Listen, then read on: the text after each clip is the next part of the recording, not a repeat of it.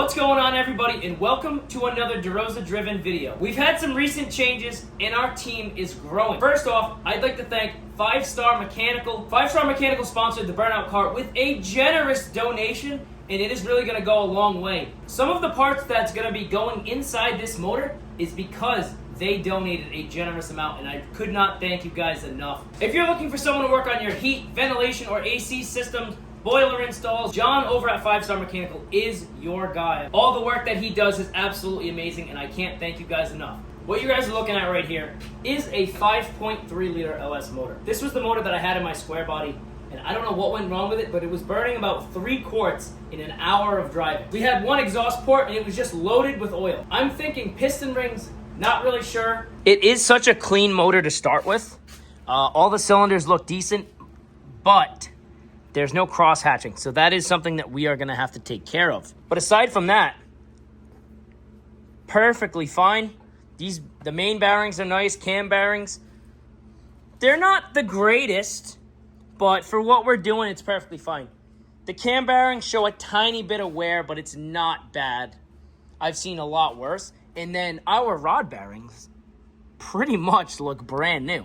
I mean, you can see a tiny bit of wear, but they are not bad. I've seen them a lot worse. Cylinder heads, absolutely gorgeous. This is everything you'd want out of a used LS cylinder head. These things are perfect. They're not oil stained. You can see everything is just the same aluminum color.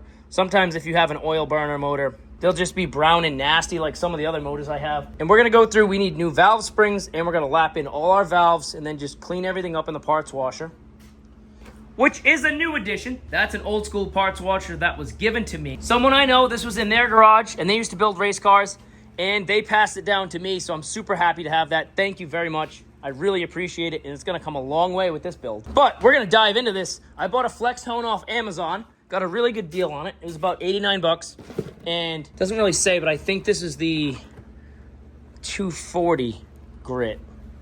Not really sure on that, I'd have to look. But I'm going to go ahead and set this camera up. We need to get some rags on our crank journals because I am not pulling the crank to do this. I'm going to leave it just like this, and I'm going to oscillate the crank each time so we don't hit anything. I don't want to take these main bearings apart. I already checked them. They're fine.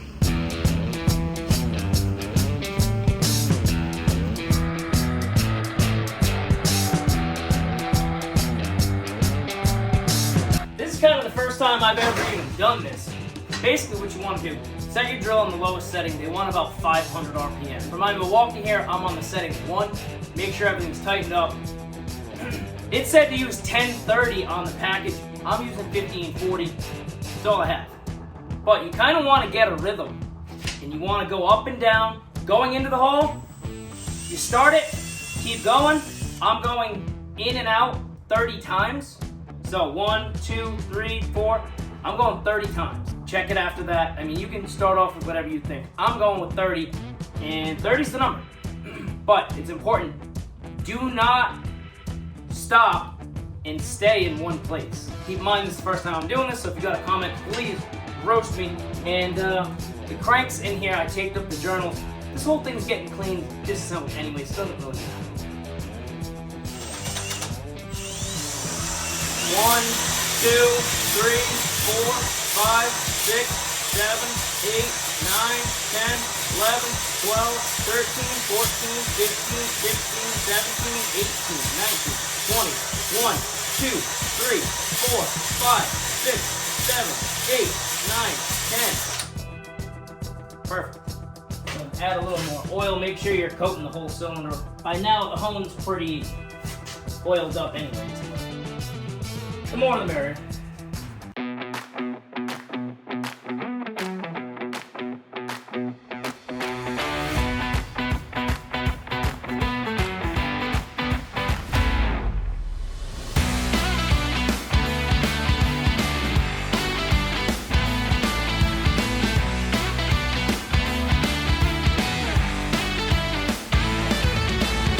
Guys, this is what in and out about 30 times looks like.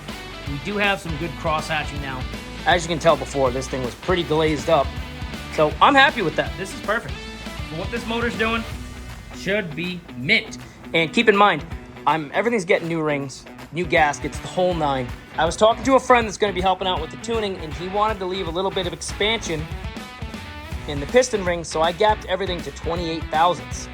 Also, since we have a ring gap of 28,000, do you know what else that means? Do I have to say it? We can add a little spoolie-doo, but not that one because it's blown up.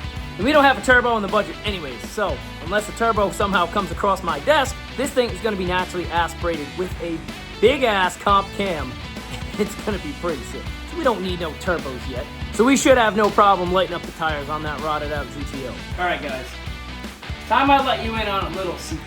Say you have a head gasket go bad on your car, whatever it is, and you bring it to a dealership or your local mechanic, whatever. You take the cylinder head. Maybe it's an aluminum cylinder head just like this out of the 5.3, and maybe you even overheated the motor. Maybe it's warped. They're going to take that cylinder head and they are going to send it right to the machine shop, have that thing decked, it's going to come back, it's going to be all nice and straight, it'll have some compression. Well, if the head gasket goes and the cylinder head's still fine, 9 times out of 10 it's not going to any machine shop. You end up with one of two things. Number one, our favorite, the green 3M cookie.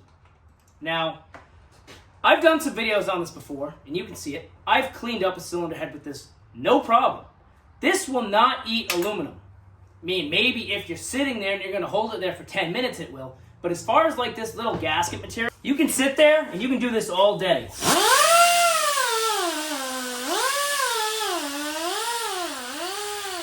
No sparks, no nothing. It takes just the gasket material and it is a great tool. It will get you by if you want to do it on the head gasket surfaces on the block, the cylinder head. You just got to be very careful. There's another way that's a little bit better. 9 times out of 10, I've been at dealerships, I've been at smaller shops, I've been around the block a little bit.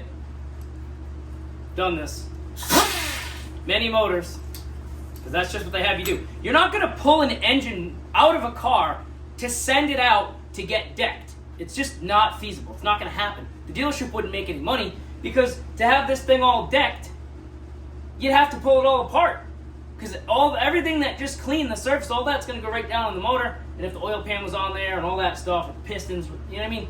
In this case, it would get on top of all your lifters. If the lifters were out, it'd get on the cam. And like, you're not going to take the whole motor out of the truck just to deck it. So chances are, you're getting the cookie. Or one of my favorites, which I think is a little bit more professional. I've seen this done with a 6-inch and also an 8. Right here, your regular old DA, the same one that we sanded down the S10 with. And the best part about it, it covers a lot of surface area. Spray this down with some Marvel's Mystery Oil transmission fluid, and you keep it flat. Don't stay in one spot. Work it back and forth, and you're going to be just fine. This is the way that was taught to me once I got outside the dealership life, and this is still the method that I use today. Unless, of course, you know, I got the extra money to send it to the machine shop, or if it needs it. Because majority of the time, this is what gets us by. The Turbo S10, I cookied. I didn't have a DA at the time. And that thing holds boost, head gaskets hold pressure, not a problem. We'll send it with this, and I'll show you guys how it works. I think it's very important that you guys see this. The other side I went ahead and already did.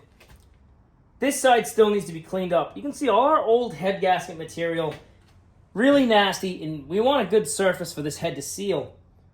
This is just the way that it was taught to me, and any dealership that you go to, this is how they're going to do it if they're doing just a head gasket replacement. The majority of places, they're not going to take your engine apart to send it out to a machine, to have the surface freshly decked, to come back, to put the motor back together, to do that. It doesn't work. It's not feasible. They're not going to do it. But what you can do, get yourself a DA with some nice sanding discs. I have 320 and I also have 400. On this setup, it looks like the 320 is going to do. I went ahead and I put some transmission oil right on the surfaces, and we're just going to work this back and forth, not staying in one spot for too long, because then you will start to make things uneven.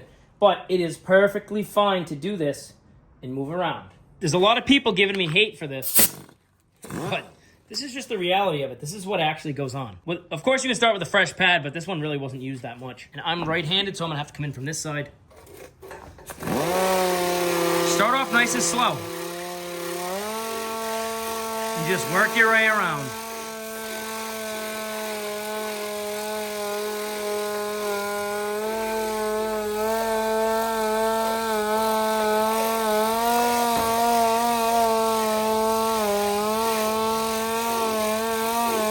This is how I do it, and this is exactly how I've always done it.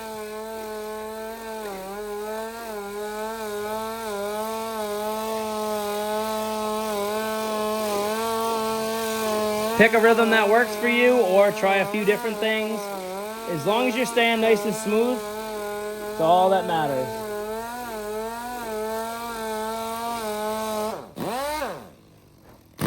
I think my compressor, I don't think I opened the valve. Over here, we might as well go ahead and just change that out.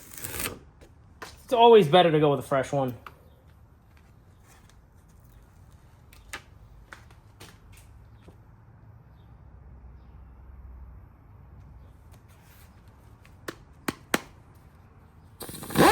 Oh, that's what I did. Oh.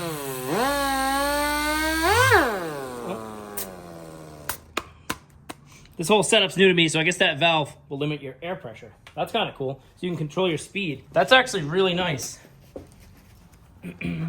I've never actually had a nice DA.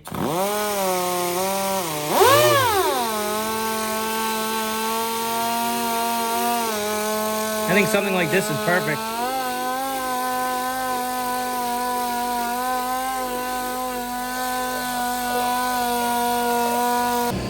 Do it, might as well get the top side of the motor too quickly.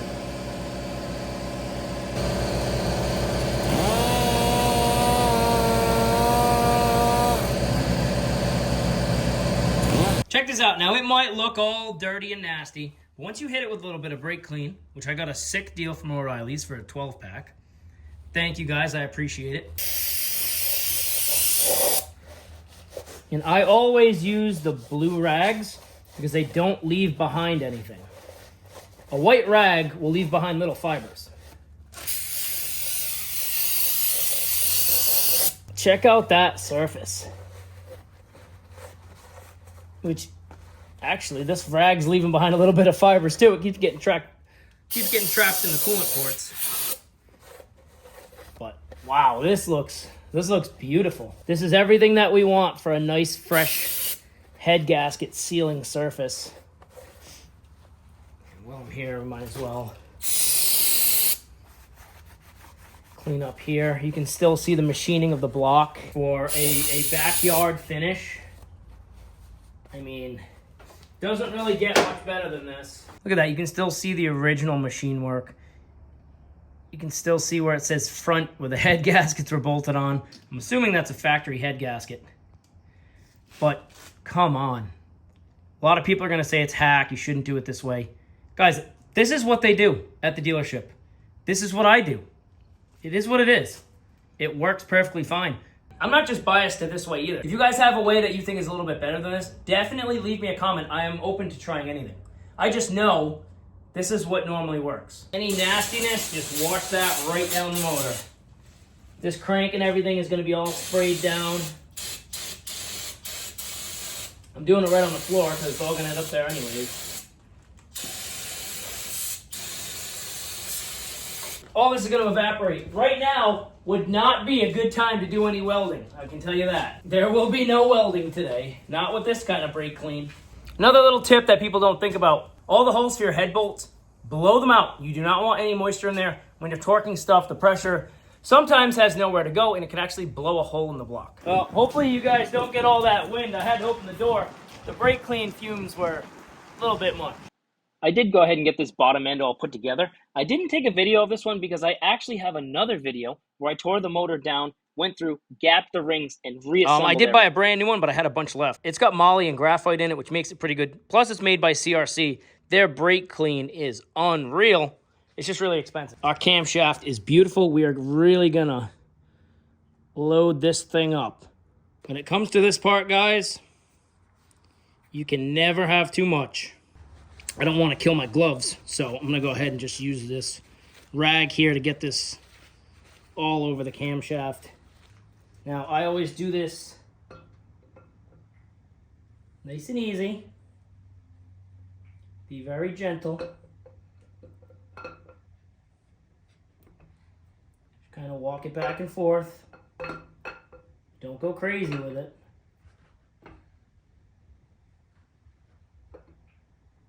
Some people use a screwdriver in it. You can do that too. I usually just lift the cam up a little, and I haven't had any issues. Yeah, it's a little tough on the last part. For today, we'll use a screwdriver. Realistically, all you do is kind of lift up on the cam, get it right in there, get her home. Now, we are going to be using an oil pan that I wouldn't normally use. This thing's 1/4 inch thick. It's got the sick windage tray. It obviously can hold more oil, and it has a remote oil filter relocation kit. This is a really nice oil pan.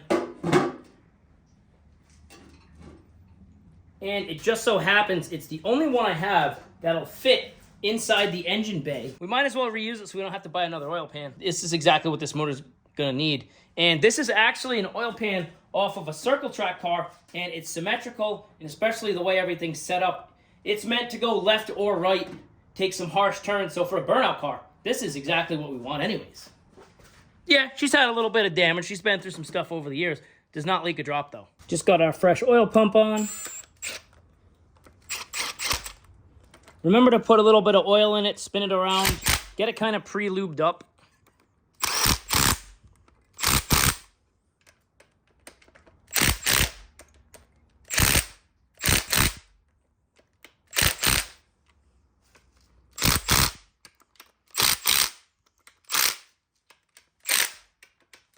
Please replace your O-ring. You're already there. Do not reuse it. Replace it. Part number for the one I'm using.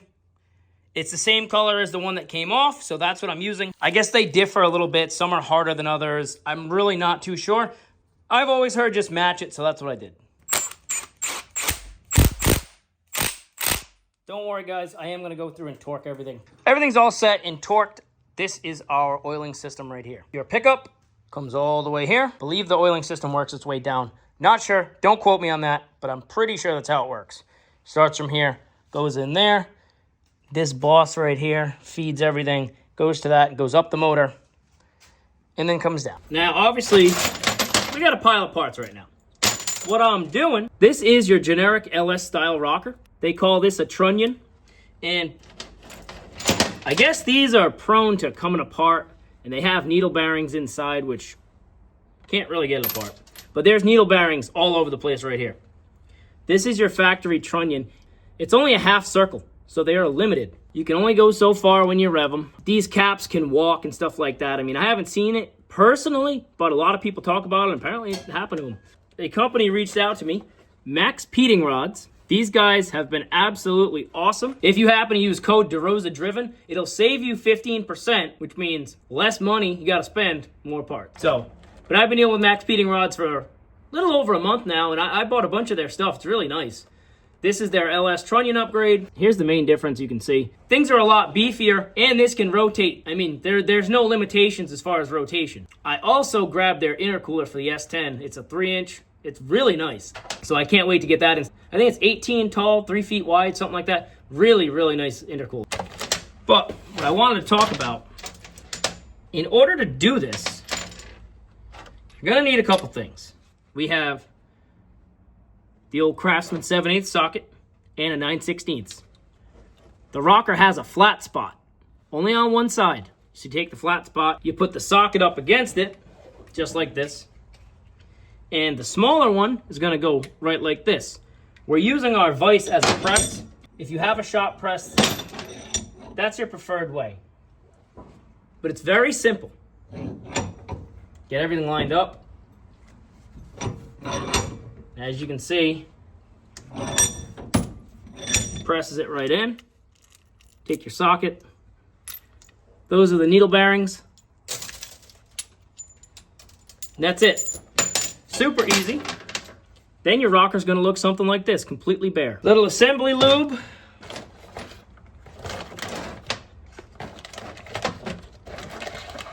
Now, this is the first time I've done this, so I really don't know what to expect here.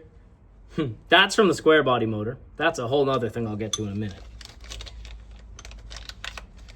Blew the square body right up. Today on my LS swap, we got more oil. I mean, coolant than oil. I don't even know what's going on here. This is This is, I don't even know what to say. I guess we found the problem. How? I don't even know. I didn't even heat her up. So that was fun. It does not come with instructions.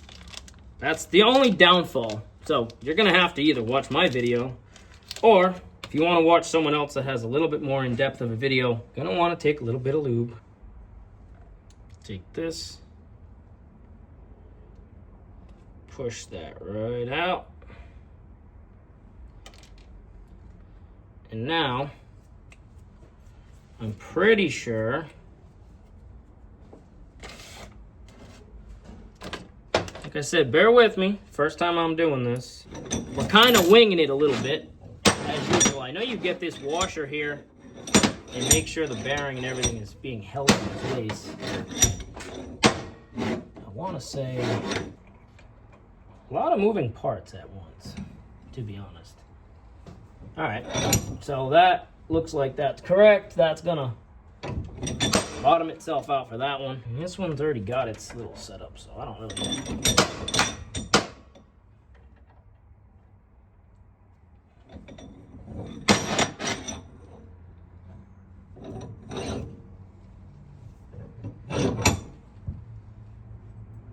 Alright. Now, if everything's pressed in correctly, which, wow, we actually did right. Go in here and get our little clips.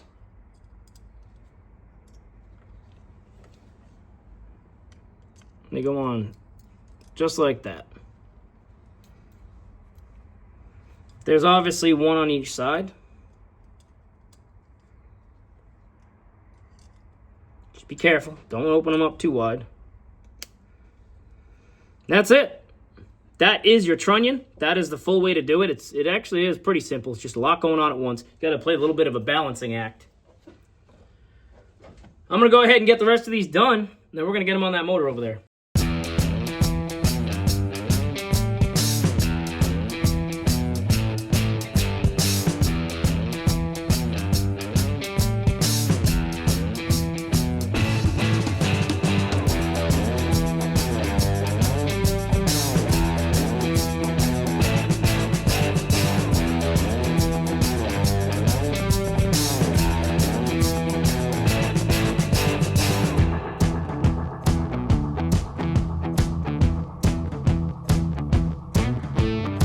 Time-wise, I had to skip some of the assembly of this motor, but what I can show you is what I decided to do.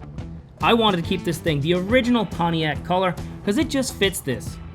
I know there's a lot of people out there that are going to say, don't LS swap this car, but it's just a burnout car, so I wanted to at least give you Pontiac guys something. Right now you can get a good look at those Max Peating rods, trunnion upgrades, our Brian Tooley Racing valve springs. In my opinion, this motor came out pretty good.